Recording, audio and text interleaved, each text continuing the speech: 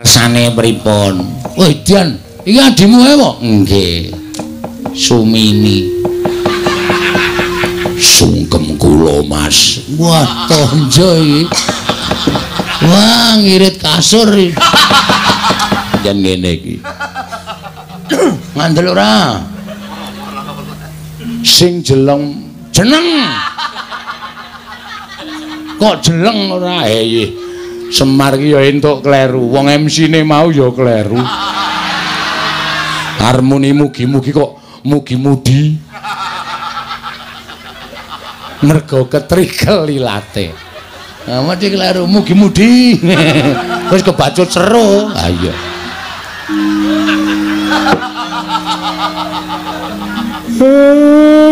Kowe ngomongi ya, pelem pertangga jiwa, jambu dipa nirmala kuwi cukule ora ning jagat. Temu ndi, Pak? Kuwi ning Kayangan. Wah, lah mula tak golek ning pasar buah kok ora ono. Anggere bakul tak takoni tumbas pelem pertangga jiwa mboten nonton jambu dipa nirmala mboten nonton sak pasar kempot tak goleki ora ono. Lah kuwi sing angel ning kono kuwi. Sing angel ning kono kuwi. Sebab kuwi sing duwe dewa, tur kuwi pangdaharaning para dewa. Mula dewa ki ora daharwa ing dami, daharane saben dina ya pelem pertangga jiwa, jambu dipa nirmala unjukane tirta amerta. Kuwi dewa. Lah saiki tak takoni kowe, Pak. Nek kowe ora iso jawab, aku le nyebut bapak cukup tekan semene mir. Waduh kok balik meneh. Konjur mir meneh. Wis ben apa-apa. Piye? Aku tak takon, kondang wong dusun pring apuske do ngandhake. Bagong wae pengarepe, Bagong wae pemimpine. Mergo kaya anak Semar. Semar iki dewa. Asline ora, Pak. Pak, asline kowe dewa apa ora? Apa mung gedhe tur dawa tok? Ora dewa asli. Tak omongi kuwi mbiyen cerita mbiyen. Nek wong sing percaya ya monggo, nek ora aku ya ora apa-apa. Ha iki sing takon anakmu Anakmu kudu ngerti kenyataane. Nek nganti anakmu ditakoni masyarakat, Pak Bagong, napa sampeyan iku anak dewa? Apa aku muni ya mbuh ngono? Engko dikira aku ki wong ora tanggung jawab. Ora iso meneh wangsulan sing iso gawe marem para kawulaku. Nek hoo ya apa? Nek ora ya ora. Kuwi mbiyen. Mbiyen kapan? Terus saiki kowe isih dewa apa udu? Mbiyen ala gareng pun sampean mang jujur mawon, Pak. Mungkin ndak malah Bagong muring-muring pun. Sampean ngerti watake Bagong dingendikake mawon. Nek blegere pancen Semar ning sing lenggah eneng kene Wedan. Oh berarti sok nguntal kursi ya, Pak. Kok eneng sing lenggah nang kene iki? Kusike to cah bagus. Sing lenggah ning singasana Adi. Kuwi Sang Hyang Ismaya. Ismaya iki apa? Ismaya kuwi kakangne Bathara Guru. Berarti bener. Kawula nek do omong Bagong ki aja sepelek karo wong kaya ngono kae cah pinter ming ora ketok mergo kae anak dewa, anake Sang Hyang Ismaya sing menjalma dadi titah swanta. Wah, seneng aku, Pak. Dadi ternyata asli to, Pak. Aku lagi ngerti mbuktekke nyatake matur dhewe karo bapak ya bengi iki lho, Pak. Iya, pancen bener. Ning kuwi rak wis mangabad-abad kepungkur. Nek aku dunekke dewa aku moh wong jejerku ki mung menungsa. Aku moh nek dunekke dewa. Ning sampean asline tetep dewa. Ya dewa ning dewa sing kon mudhun ana ing jagat dadi titah swanta. Ora kere kaya ngene. Siji pesthi loro jodoh telu tibaning wahyu kuwi sing ngatur sing kuwasa. Pestine Semar kudu urip ning donya. Nek jane aku ya ora karep ning gandeng wis dipesthekke ya wis kepiye meneh. Ha sebabe apa to, Pak? Nek tak critake engko ndak dawa. Ora apa-apa. Santai wae to. Mbiyen aku kuwi kakangne Bathara Guru, bapak kuwi Sang Hyang Tunggal. Oh, ora ndek dulur, ora. Sang Hyang Tunggal ki nalika semana garwane nglairake wujude endhog. Waduh. Endhog. Banyak apa bebek? Wis wujud endhog ngono wae. Lah, endhog mau lahir dadi bocah telu. Kulite dadi Tejamaya, putihane dadi Ismaya, kuningane dadi Manikmaya. Wong telu kuwi sing paling ora rukun dhewe ming si Manikmaya. Sing ragil senengane meri karo kakang-kakangne Ismaya karo Tejamaya. Nganti sawijining dina aku kuwi lagi regejegan karo Kakang Tejamaya. Istilahe gelut. Masalahe rasa takon perkarane. Kalodhangan kuwi digunakake karo si Manikmaya nggo wadul karo bapakne Sang Hyang Tunggal, Rama, Kakang Ismaya, Kakang Tejamaya sami panca bakah, sami peperangan amargi sami rebat kepingin dados dewaning para dewa. Ning jane ora, ning merga Manikmaya kuwi sing jane kepingin dadi dewa, terus aku didakwa kaya ngono karo si Manikmaya. Rama pukulun duka. Wah, diane. Apa ya ceritane? Terus Rama pukulun duka didangu Tejamaya, Ismaya kok ngono pakartimu kok kepingin nyahak wenanging wong tuwa. Tejamaya nek kowe iso nguntal gunung pagering jagat sisih kulon tak dadekke dewa. Ismaya nek kowe iso nguntal pagering gunung jagat sisih wetan kowe tak dadekke dewa. Pak Demu Tejamaya cangkeme nganti dijembar-jembarke nganti suwek. Mula cangkeme Togog kakangku kae kepleh-kepleh.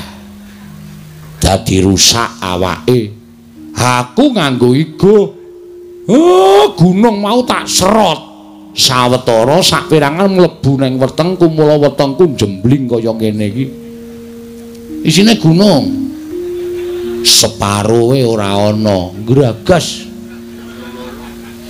Aku ngonceki critamu mau ana bab sing apik sing tak cekeli, Pak. Piye? Sing jeneng wong di gegayuhan kuwi nek ora ngukur karo kekuatane, kuwi mesti ngrusak karo ragane, ngrusak karo batine dhewe. Ya kuwi bapak kuwi. Iya, mula aku keluputan. Terus diduke ning jagat kene. Nah saiki ngene, Pak. Piye? Aku nek njaluk tulung piye, Pak? Njaluk tulung apa? Gandeng bapak ki wis tepung karo wong kayangan. Bapak ki wis apal karo panitia kayangan. Terus bapakmu nggawe ning kayangan nyuwuna pelem pertangga jiwa jambu dipa nirmala. Lah. Iki piye iki? Gelem ora? Kowe nyetujoni aku dadi pimpinan meneh ora? Nek sampean ora gelem, berarti sampean arep menjatuhkan aku di depan masyarakatku. Itu menghina. Manghina. Tegese aku wis tok elek-elek. Nek bapak iso gayuh, berarti bapak kuwi pancen lahir batin nggone mbantu karo anakmu Bagong. Ngono wae. Lho gareng piye iki? Ah monggo kersane bapak pripun? Petruk piye? Lho ya ora ngerti. Pun rasa taren-taren. 20.000 tekan Kendhigong, tekan Kayangan kok 20.000. Pripun, Pak? Nek upama aku rasa munggah ning Kayangan piye? Lah terus? Adikku guru tak undange mrene. Weh lah iki ngetoke keterampilan kesektene bapak. Coba guru kon mrene ning aja sak murite lho nang ngebabaki. Gurune tok wae. Iya, gurune tok. Engko ndak ngebabaki aku malah kewan le nyuguh aku. Iya. Tak matek aji ya Bagong, matek aji pameling. Bathara Guru men tekan ana ing kene. Kowe matura dhewe sak karepmu. Entuk karo orane ya sak karepmu, aku ming sak derma nglantarake. Nggih, Pak, ngestoke dawuh. Malah piye? Kancane tangane loro kok papat dhewe. Kena adus suwe tenan iki ngosoki kelek papat. Linggo ngisor. Kuwi Bathara Guru. Lho, kok ora nggo stop map? Bathara Guru. Ayo linggo ngisor. Nggih, Pak. Waduh, rawuh tenan. Nuwun ya, Pak. Iya. Oh, Mas Tunama Sidam. Skaring bawana langgeng. Kakang Ismaya ndangu kalian kula. Sing gedhe pangapuramu. Manikmaya paripaksa kuwi tak rawuhake ning kene ya mergo ana wigati sing bakal tak aturake marang Manikmaya. Kakang Ismaya kula ngaturaken bekti kula kunju. Iya tak tampa pangestu tampanana. Edian ora basa ya, Pak. Kuwi adikku kok. Oh iya, Nding. Tejamaya, Ismaya, Ismanta. Sapa? Manikmaya. Oh lah. Pukulun kula ngaturaken bekti kula kunjuk pukulun. Ya nala garing ingsun nampa. Ora liwat pangestu ingsun tampanana. Kula punika jimat paripin daerah ning kasan-kusan. Reng ora metingkring. Oh ya lali aku orang. Saking kami tenggengen weruh busanane pukulun Bathara Guru ting glebyar ora karu-karuan. Pukulun bekti kula kunjuk. Ya Petro ulun tampa pangestu ulun tampanana. Kula punika jimat paripin daerah ning kasan-kusan. Pikulun. Kula ngaturaken bekti kula kunjuk pukulun. Iya Bagong ulun tampa pangestu ulun tampanana. Kula pun dinggo jimat paripin dayana ning kasantosan. Lah menika ngaten pukulun. Estunipun panjenengan rawuh wonten ing pedukuhan kula menika panci kula ingkang nyuwun tulung dhateng Bapak Semar ngrawuhaken pukulun Bathara Guru. Iya Bagong. Ulun boya apa-apa.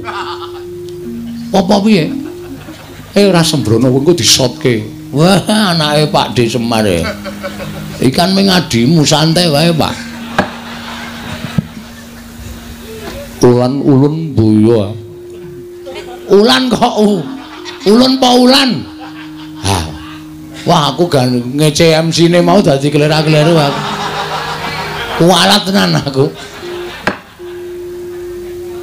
Kakang Semar, apa? Wonten menapa? Mangke menawi kula paring pangandikan kaliyan Bagong malah mboten rampung-rampung. Ya ming ana penjaluk sithik saka anakku sing bakal katur marang Manikmaya. Wis ben anakku sing matur dhewe mengko ndak dikira aku piye-piye. Bathara Guru menawi ngaten inggih Bagong matura. Mengaten pukulun. Kula menika nggadahi gegayuhan kepengin bangun desa kula. Nelasaken masa bakti kula 1919.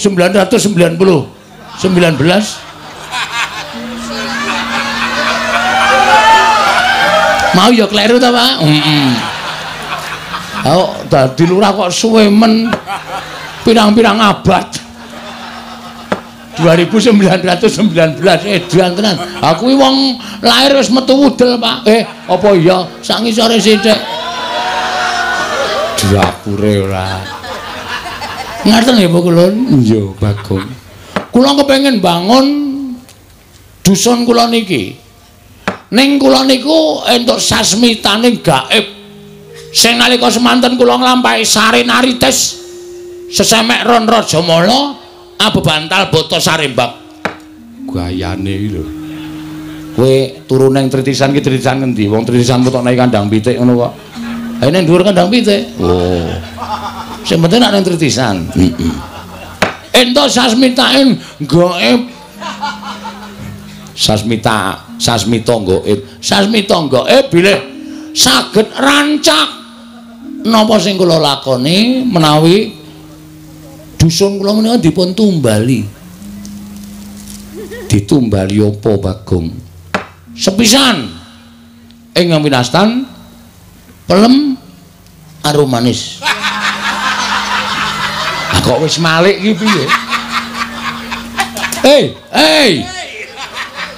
Pelem apa? Arum manis. Pelem arum manis kok dadak ngrawuhke Bathara Guru. Wis jendeng lali aku.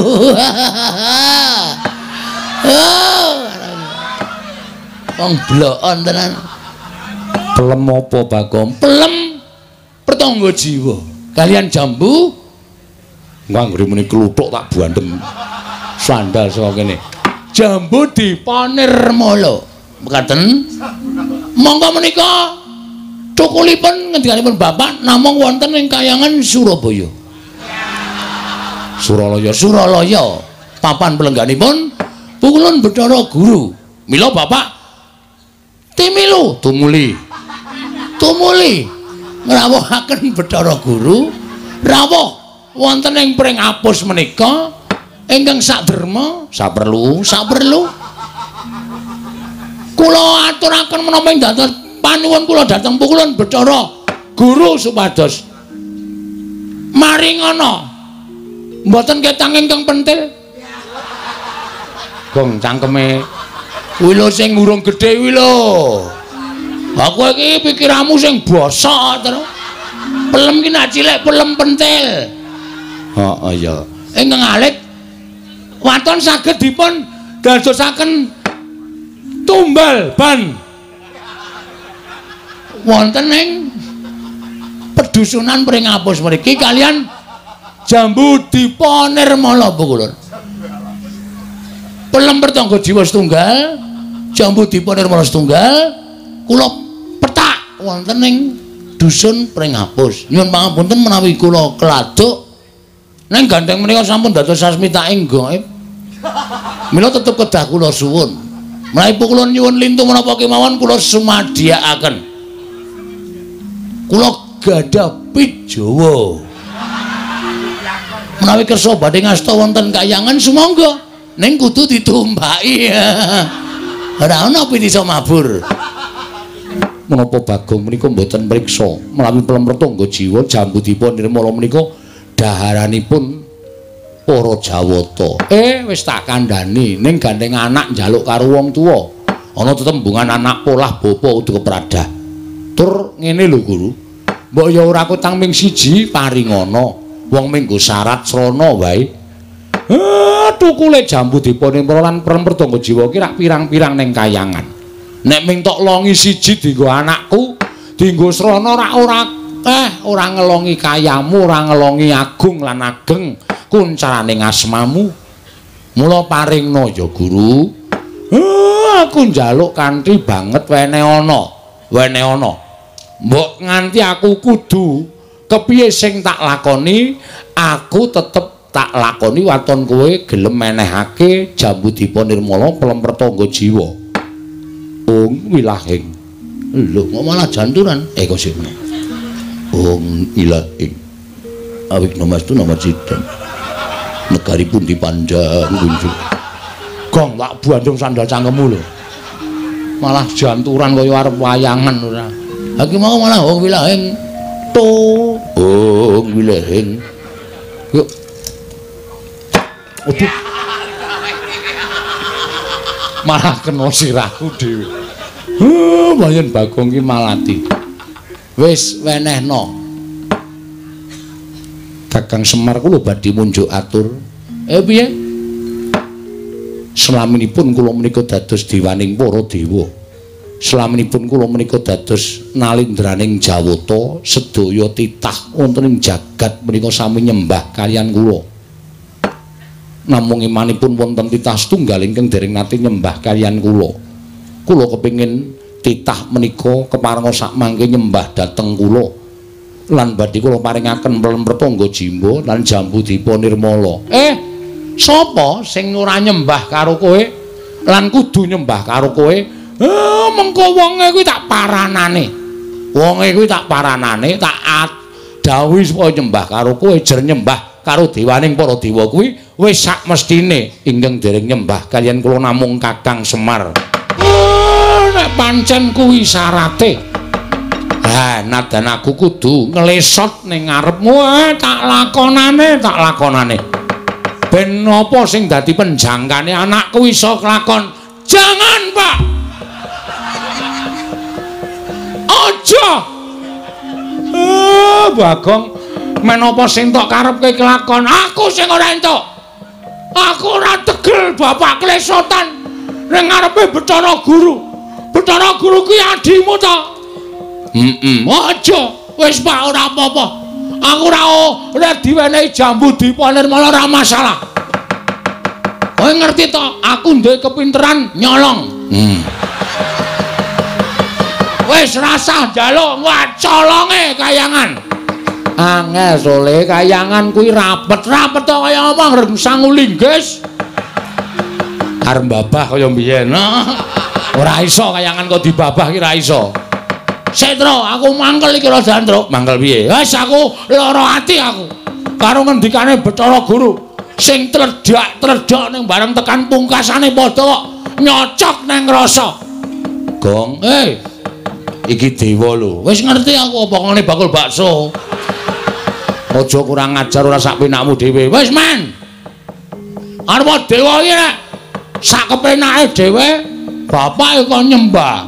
Aku ora etuk. Aku ora mentolo, Tru. Aku jane yo ngrasake lara atiku, Gong. Oh jagat ki dadi paseksen. Nek bapake kakane Bathara Guru, tata krama ya tata krama ning ora kaya ngono kuwi. Nuwun sewu lho Pikulan. Pikulun. Kita arep apa Bagong? Pun kula mboten njaluk jambu Dipanirmala, mboten njaluk pelem Dipanirmala jambu Pertangga Jiwa. Lho, kuwalik. Wis men. Wong ya ora bakal entuk barange kok kuwalik mbok men. Lah kok kita malah sajake murina lan panjenengan ulun. Nesu aku. Lho, malah ora basa. Iki bapakku Pikulun. Kok mung perkara njaluk jambu Dipanirmala, pelem Pertangga Jiwa kok Semar, Kakang Semar. Jagat iki ana siji wong sing ora gelem nyembah karo aku. Sapa Guru? Engko aku tak tekan kono tak aturane nyembah karo kowe. Sing ora gelem nyembah karo kula namung Kakang Semar. Aku ateges secara tidak langsung sampean ki akon bapak nyembah karo sampean. Ha ta? Ha ta? Aku mau nek syarate anake kok kudu ngorbanke harga dirine bapak. Gugu karepe dhewe arep piye kowe ha? Lho, kita malah wani karo panjenengan ulun. Sing tak wedeni apamu? Yen ngono kita ora bakal ulun paringi. Aku ngruda paripeksa. Apa kita wani karo dewa? Sik to, kowe kita-kita iki kita sapa ya? Wah, iki sing ora paham Bagong. Gong, kita iki kowe. Tak tanya modar kowe. Bapak iki jenengke aku ngrekoso dibancaki barang ming diwalik kita. Wangun Bagong karo kita. Kita nek aku nyebut, aku pamane dewa aku nyebut kowe kita. Nek kowe nyebut aku ulun. Ulun piye? Sing ulun sapa? Ulun aku. Jare Bathara Guru. Piye ta iki? Bathara Guru apa ulun? Wis mau diarnya ambok 2 jam ki kok ngene iki terus. Ha wong cah ora dong kok dikandhani ora. Iki basa dewa. Oh, beda. Nek misale Gong arep endi ngono kuwi aku nyeluk kita arep endi. Oh, berarti aku ki kita. Iya. Nek Bathara Guru ki ulun. Heeh. Aku kita. Ajare kita aku. Sing positif to. Pun mboten ajeng aku mboten ajeng ngomong kula, Pak. Mumet sirah kula. Sabanjure kepiye Bagong apa kita tetep bakal njaluk jambu Dipanirmala Pertangga Jiwa. Nek purun mboten maringaken kula tetep ngruda paripeksa. Yen ana apa kita wani lan para Jawata. Nek jane mboten. Ning gandeng nuwun sewu niki kebutuhan rakyat. Napa to sababe kula ngeboti Pertangga Jiwa jambu Dipanirmala? Merga niki kebutuhan rakyat pring apus niki kedukuhan pring apus. Nek nganti kula ora iso Pertangga Jiwa jambu Dipanirmala entuk, ateges rakyat kula sengsara. Daripada rakyat saya sengsara, lebih baik saya yang harus menjadi apa ya? Korban demi kesejahteraan rakyat. Wape. Jangan tepuk tangan. Apa gunanya tepuk tangan tanpa saweran? Urung nembang kok wis saweran. Aku mundur alon. Kowe apal kuwi, aku sedina nyetel kuwi. Oh. Kempol cawet, kempol cawet. Cendol cawet. Kempol cawet ora.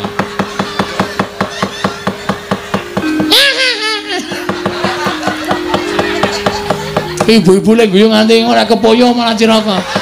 Waduh. Apa? Domongi kok. Aku padahal ki mau men Gojek e. Dewa kok jak Gojek ki ra iso.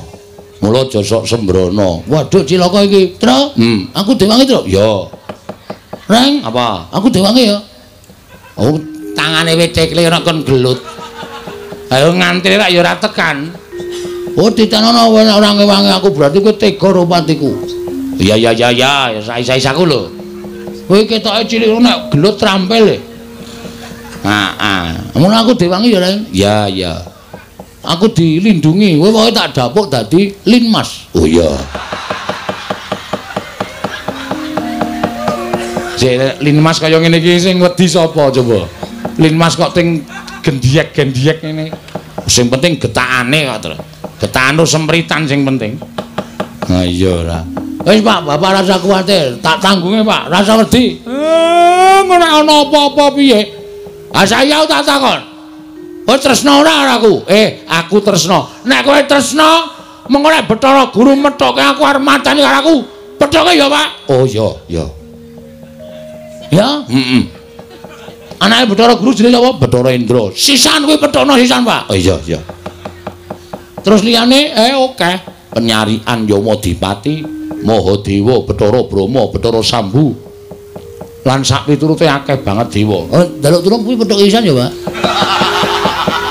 Wow. Coro. Trenggiling. Ngono. Misuwi kok ora wangun to, Gong. Kok mung kewan cilik-cilikan trenggiling ora. Arang-arang. Oh, cacing pita. Ha iso ora serem cacing pita. Tulung ya, Pak? Iya. Wis kono gak menyang. Hak kowe, aku tak turu dhewe. Engko nek Dewane lunga aku digugah. Ora kena kaya ngono, kudu tanggung jawab tela bakarane. Enak kuwi. Tanggung perkarane kok enak-enak. Oh, siap. Jagung bakarane, Pak, kok tela bakarane. Nek wis ora gatekke iki aja dibaleni. Senengane kok malah badarke dhewe. Aku karang ya sok ngono kuwi. Nek ora bener ki aku sok ora lega. Aku iki wis rampunge sok tak bener ora ya mau. Ora yakin e. Mamet tuan dhisik aku tak methuke karo dewa-dewa kae. Dadi kaya matane kaya anguk-anguk. Kersane pripun? Woi, Dian, iki adimu ae apa? Nggih. Sumini. Sungkem kula, Mas. Wah, tonjo iki. Wah, ngirit kasur iki. Nggih, karang nggih wonten kahanane. Ayo kowe do limbukan. Oh, nggih. Pentas dipresani karo para bapak-bapak saka kelurahan Playen kene sing padha mengeti hari jadi Desa Playen sing kaping pinten kaping pinten 160 pinten 100 pinten Pak 158 mboten ngertos ora dikai catetan apa-apa belas aku rene kon mayang ora kon ngurusi pembangunan utawa ulang tahun nah iya nggih leres nggih wis gak pentas nggih ngestokke dawuh sing apik ya nggih ngaturke apa wigatine nggih ngestokke dawuh Mas Mas ajeng punteng pundi arep perang aku aduh Mas perang kali sinten perang karo sego oh dahar iso kowe asa kuwatir duwe bojo satriya iki kudu ikhlas lahir lan batine arep aku mung Ponokawan ning jiwaku batur kula kinten nek jiwane satriya Jiwaku satriya, mula aku muane kahanan kaya ngapa sing anu iki tak lakoni tak tanggung jawabi. Nggih, ngatos-atos. Ya gak wis? Nggih. Joget sik. Nggih. Sitaken dawuh. Terus bablas nang Begadang. Oh nggih ngestakaken dawuh. Terus dilebokke nang Ngundul Layangan. Oh nggih ngestakaken dawuh. Kok akeh banget. Akeh iki. Kudu ngono. Oh nggih telu mawon mboten sakata-kata. Ya wis sakaramu ya tak presani saka kono. Nek nganti ora iso gawe hiburan kagem para penonton bandeme watu. Lha sing pintas bojone kok malah dibandemi. Wis gak wis. Wis ya nem. Nggih. Wis ya meni sumini. Nggih. Lho. Dikapake kowe namung dijak salaman. Kaya ana suarane mak ngono. Mboten kok Mbak Yu. Nggih macem-macem titeno kok kempo. Nggih ngestokke dawuh. Mas Bagong, piye? Niki dadi dawi do mboten purun ngadeg. Ndalu akramah siapa-apa apa ya, Dok? Nggih niku karang ngoten niku do males-malesan ora. Ngono kok. Kangelan ora. Awas, kowe ngadeg arep mutahke wedang. Angkeme nyrengenge kaya ngono kae. Kae sapa ngerti Bagong? Ora ngerti. Bathara Yamadipati. Yamadipati? Heeh. Dewa tukang apa kae? Tukang jabut nyawa. Waduh. Wis entuk mungsuh pisane kok. Tukang jabut untu nyawa. Untu dengkulmu nyawa. Nek niat diniati, Gong. Siap, wis ora wedi lho sapa-sapa aku. Kula ngatur bekti kula kunjuk Pukulun. Nara garing tak tampa pangestuku tamanono. Pukulun Bathara Penyarian. Oh, Pak Carik. Udu. Bathara Penyarian. Ya kancane Pak Carik. Ha ya wis. Bekti kula Pukulun. Ya Petro tak tampa. Pukulun bekti kula. Ya Bagong tak tampa. Pukulun Bathara Indra ngaturaken bekti kula kunjuk. Ya garing tak tampa. Pukulun Bathara Indra ngaturaken bekti kula kunjuk. Ya Petro tak tampa. Indra sapa, Tru? Indra Dewa. Engko dono kasino Indra udu. Ora film ora. Pukulun Bathara Indra ngaturaken bekti kula kunjuk. Ya Bagong tak tampa. Pukulun Yamadipati bekti kula. Ya garing tak tampa. Waduh, serem suarane. Yo, garing ndak tombo. Untal cengelmu. Medeni Hendra wis tenang wae santai. Daya Madipati bekti kula kunjuk, yo Pak Petro tak tombo. Daya Madipati bekti kula kunjuk, yo Bagong tak tombo. Waduh. Nganggo ngono barang Hendra, kaya seger ndelok aku. Aku ucul klambi katokan training ngono kok. Mulane ya seger awakmu kimplah-kimplah. Ora dicokot iki diaginge iso mak grewel ngono. Mbok ora medeni. Wong arep perang kok malah dijek-jeki. Nara garing wonten dawuh Pukulun. Tekan koning maman kene didhawuhi Wang Pikulun Jatimurti Wang Pikulun Bathara Guru. Wigatosipun aku kinen ngrangket karo kowe. Lho, sebabipun menapa? Merga kowe wani karo Wang Pikulun Bathara Guru. Kowe ora ngeparengake yen to Siwa Badranaya ya Siwa Ismaya nyembah marang dramaning Wang Pikulun Bathara Guru. Wah nek perkara niku beda perkara. Semar niku bapak kula. Nek nganti bapak kula digawe diasorake derajate kaya nyembah dramaning Pikulun Bathara Guru ora bakal kelakon. Upama Semar gelem, anak-anake sing ora gelem. Ngoten. Tur niku kula ajangi jembar. Kula ngerti nek dewa-dewane ajeng ora trima karo napa sing kula lakoni. Rawi-rawi rantas malang-malang tak putung. Sapa ngganggu bapak nyawane garing tak ikhlasake. Lho, kowe wani karo dewa. Ha sing tak wedeni apamu? Ming dewa iki kok diwedeni. Ya, Tru. Aku karo tukang nagih utang ora wedi kok. Ming dewa diwedeni. Oh, siap, Gong, siap kae. Apa Petruk bareng nyombelani karo bapakne. Lho anake, Mas. Pun sewu Pukulun niku anake bapak. Dadi nek gareng belani kula mesti belani. Wah, nek ngono Bagong ya belani. Ora belani. Ah, ndeng belani. Medeni enak omong untune kok graji, Tru. Ora apa-apa anggere kowe iki tetek ora masalah. Ah, aku belani. Kowe Sapa jenengmu? Yamadipati. Yamadipati. Iya.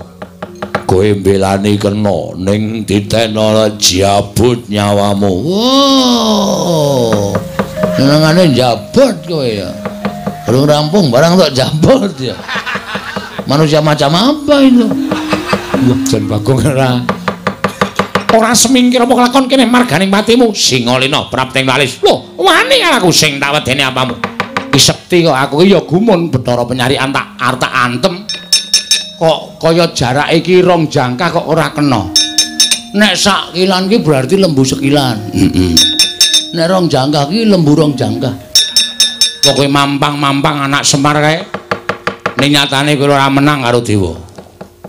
Arep diantem ora tau iso kena awake kaya ana sing namengi. Kaya ming ngantem angin. Aku ya ae. Ya Madipati arep tak jotos raine iki. Tanganku ya ora tekan e. Oh, menggok dhewe tangane. Lho. Rating ora. Rating nabrak cengelmu kowe. Ya ora nesu takoni ngono. Aku mbanyol tok nesoni kowe mbanyol sak karepe dhewe. Role aku e. Oh iya, iya. Wong liya ora entuk nyaingi aku. Oh iya, iya. Kowe meneng wae pokoke biasa wae iki. Ya. Mirman. Iki susu iki, Pak. Piye? Aku mau bertanya kepada Bapak. Kok dadi? Heeh, dewa ora iso diantem. Dewa iki derajate sak dhuwuring menungsa. Dewa iki sembaning menungsa. Mula dheweke ora iso diantem karo menungsa lumrah. Terus piye iki lek perang teneh wagu? Kene diajar kene arep ngantem ra iso. Rugi kene selak modar ra iso bales. Ning sing jeneng apa-apa ki ana kringkiane. Sak pinter-pintere wong ki mesti tau kapusan. Sak bodho-bodhone wong ki mesti duwe penemu sing apik. Lho, wis aluka. Nggih. Sak ampuh-ampuhe wong ki mesti ana kringkiane. Para dewa kae ya ana kringkiane. Kringkiane apa, Pak? Nek ngantem dewa iki aja nggon sirah, ora bakal kelakon. Ning dada medun. Ora entuk dada munggah, ra entuk. Ning dada medun. Heeh. Mesti keneng. Mesti keneng. Dada medun. Iya mesti keneng. Mudyar dening aku kowe. Dada medun, Pak. Heeh. Hah, kakon ya. Kene medun. Wis rasa kuwatir. Rang. Truk, dada medun. Jujuk busine wae, Truk.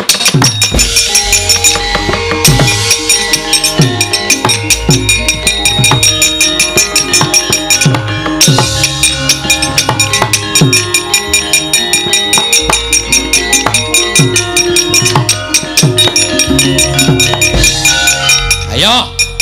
Amuk Suramrata, Jayamrata imbang yen padha-padha. Kowe arep ngopo kowe? Kowe arep ngopo kowe? Mangtutoke le ngantem. Mangtutoke.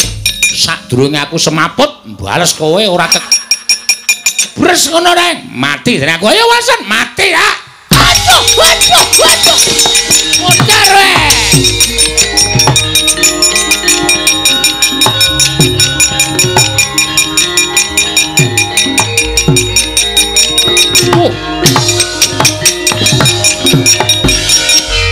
Ayo sambato.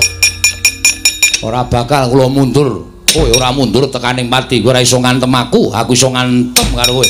Tekaning pati. Tru. Kabulator. Kudu sembangun desa iki. Pak Bina ora ono. Anu Den Bagus sing ngarsa. Iya.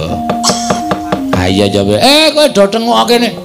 Bagong ning ora nang kene to. Kowe jaga asmamu, aku tak ngreksa jenenge Semar. Menika saestu Kakang. Aku kok tahu goro ki goro kapan? Lajeng keparingipun Kakang Semar neng kayangan. Wonten kayangan. Aku tak nggawa anakku gareng karo Petruk neng kayangan men do weruh kabeh dewa-dewa. Anak-anakmu nek Semar nyembah karo Bathara Guru, Semar ora duwe niat wani karo Bathara Guru. Menika saestu. Tenan. Gareng melu. Nggih, Pak. Petruk melu. Nggih. Aja wedi mati. Mati ning kayangan ra apa-apa, sendika. Sendika, Pak. Pak aku piye, Pak? Kowe nang omah wae. Engko ndak ora kelakon lehmu bangun desa. Waduh, kancaku sapa, Pak? Engko golek kanca. Pedro melu kowe. Aku melu kowe. Gareng melu kowe. Wong telu lunga. Heeh. Rampungke kewajibanmu bangun desa, mengko rak kowe isih dibutuhke dening para masyarakat padusunan kene. Nek ora bali, ora apa-apa. Teges aku mati. Waduh. Ngopo kok jewek-jewek iki? Aku arep wani karo bapak ning aku sayang karo bapak tro. Ayo wis ben gareng barang kok ya mati. Ayo nderek bapak kok ya. Alah, Reng. Ora kesaur utangmu. Wis ben kok wis tak ikhlaske. Kowe barang ya mati tro. Asik. Lho. Kok asik iki piye? Bojomu ayu e. Oh. Cahe Dian. Aku pancene Dian. Mau gedeng ora. Kuwi tenan saestu Kakang Semar. Aku kok ngapus iki. Wis to, ayo. Dina iki budal bareng. Aku tak ngejak anakku Gareng karo Petruk Bagong men ngrampungke gaweane. Nanging menawi mangke Bagong sampun rampung pedawalanipun badhe kula pethuk, kula inggihaken wonten ing kayangan. Kula sampurnakaken sareng kalian panjenengan, kula susulaken kalian kadang-kadangipun ala Gareng lan Petruk. Sakarepmu. Nek Bagong gelem. Bagong kok nek wis rampung bangun desa kowe arep dipethuk karo Bathara Guru. Asik. Kowe arep diunggahke ning kayangan dipateni dicampurke karo Gareng karo Petruk. Wis ra apa-apa ra masalah. Sing penting kewajibanku rampung kabeh. Wis ora bakal piye-piye aku. Nggih, kula ngestaken dawane ngestu lho dipethuk lho. Iya, ulun pethuk. Nek saged beto tosa. Lho. Guru kok nggo tosa ora. Ora mungkin ora dewa e. Kok ndek jam dinding gedhe banget kae. Mbok wis rasa tok gagas. Tapi wae, gelem apa kowe? Gelem. Ben engko nek bali gawanen. Tenan? Heeh. Matur nuwun ya, Pak. Ya, ning kae ming plastik. Jame ora obah, ya ming jam 5 terus. Oh, piye nek upama dikeprokke kowe, Pak? Wah, senengane kowe iki nek njaluk dikeki nek diblakani nesu. Anggo abrak apa? Jam plastik kok diwenehke ora? Ora ngopo, eneng ngopo kak gawe tratapan pakdemu. Apa? Ngopo? Aku amatur karo kowe, Pak. Ya Ismaya. Heeh. Iki mau digawa nang kayangan. Njaluk Semar kaya nyembah karo panjenengane. Semar arep nyembah. Ning aku sing mengeng. Oh, aku ora tegel bapakku dingonane. Ha iya, tur dasar ya tuwa bapakmu ro Bathara Guru. Ha iya. Nesu Bathara Guru ngetapke para Wadyabala Dewa. Wo. Krija Sang Bagong. Waduh. Dewa tak undurke kabeh. Kabeh. Ming siji nding. Sopo? Yang Madipati. Penyarian kalah karo Gareng mergo penyarian ra nggawa cap. Oh iya. Bathara Indra kalah karo apa jenenge iki Petruk. Ayo Madipati arep njabuti wong desa. Nggon aku sikat-sike. Kalah. Kalah. Mundur. Bathara Guru maju ngamuk. Nggawa apa jenenge? Apa wong kae pusakane Bathara Guru apa? Lah sing bentuke kaya ngopo? Sing pucuke telu lho. Cis Trisula. Udu es. Cis. Kok es ora? Heeh, Cis Trisula. Aku Gareng Petruk mundur berlindung di bawah ketiak bapak. Bapak wangsulan, Bathara Guru adreng arep mateni kabeh sing nang kono. Bapak muni sabar Bathara Guru. Nek kowe kepengin mboyong karo aku ayo, aku dipateni ning munggah ning kayangan aja nang kene. Nek ditonton piye akeh, kowe ora iso ngreksa jenengmu. Bathara Guru kok mateni Semar iki rada. Lho, Bathara Guru kok mateni kakangne dhewe. Mula terus bapak duwe penemu nek ayo aku nek arep pateni ana ning kayangan. Dadi ora ana wong weruh, sing weruh ming dewa-dewa tur ora wani tumindak apa-apa mergo dewa-dewa do wedi karo kowe. Bapakmu muni ngono. Heeh. Terus bapak saiki munggah nang kayangan karo Gareng karo Petruk. Aku kon keri nang donya, jarene kon ngrampungke lek arep duwe gawe bangun desa. Weh, ngono ta? Lah terus kowe mrene ngopo? Mrene njaluk tulung karo kowe apa Togok? Aku ditulungi bapak digobali apa? Nendi? Nang omah. Sampeyan tak tuwa dhewe to. Jare mbiyen sampeyan karo bapak karo Bathara Guru ki kedadian saka telek. Us. Anu telek templek ning ngendhok. Oh, ayo. Sampeyan kulite, bapak putihe, Bathara Guru kuningane, ha to? Heeh. Teleke dadi mbilung. Persetan. Oh, jero. Basa Indonesia ora. Ana kuwi tulungi ya, Pak. Gong. Nah aku sing nulungi mengko ndak aku dikira wong tuwa sing melu-melu perkarane bapakmu karo Manik Maya. Ha terus? Aku ora iso nek kon munggah ning kayangan. Wah, aku nggo catet lho. Kok nyatet cangkemmu ya, Pak? Sik. Wah, mak teratap aku. Aku iki wong ora tau sembrono. Nek mencrot terus nyatet cangkemku tenan. Iki serius iki, nek ora gelem ngewangi aku, ora gelem balekke bapak, asli tenan catet. Tak benggang nggo kunci Inggris sangemu. Men saya amba. Sik. Aku ora gelem ngewangi ning iki aku duwe cara. Caramu piye? Sing ngewangi kowe dhewe wae. Aku? Heeh. Dur kekuatanku apa? Ning ora wujud Bagong. Lho, wujud apa? Nek wujud Bagong ku ndak ketok nek kowe nulungi wong tuamu. Terus wujude? Kowe wujud sapa wae sakarepmu. Engko tak nehi daya kekuatanku munggah ning kayangan kowe dadi wong digdaya. Yakin? Yo. Saiki kowe pengine dadi sapa? Aku sing dadekke kowe dadi sapa? Dosamu kok? Moh. Iki Ratu Angkara Murka kok dadi ya sing apik-apik. Dadi sapa? Milya. Setyaki. Mah, ndak jotosan terus aku gang. Ah sapa? Abimanyu. Wis ora, bagus malah kecentelan rondo pirang-pirang perkasa ling ngragati ngono. Ming wong kere kaya ngene. Ora jane nek tok seneng iki pengin dadi apa? Nek siwa iso ndadekke aku, njaluk dadi Raden Werkudara wae. Wah, mbok ora sing aneh-aneh, Gong. Kowe iki mung cilik kaya ngono kok. Berarti ora iso. Nek iso dadi apa-apa iso. Iso le iso ning Boyotriyane. Ora, catet cangkemmu. Yo. Yo tak dadekke. Wah, kok ancamane ming cangkem terus to iki. Ah, piye cangkemmu, wae? Iso kemlebet kaya gendera e. Oh ya wis ben ora. Wis wani dadi Raden Werkudara. Wani, Kok nek ketemu Raden Werkudara tenan kowe nanggung dhewe perkarane. tak tanggunge.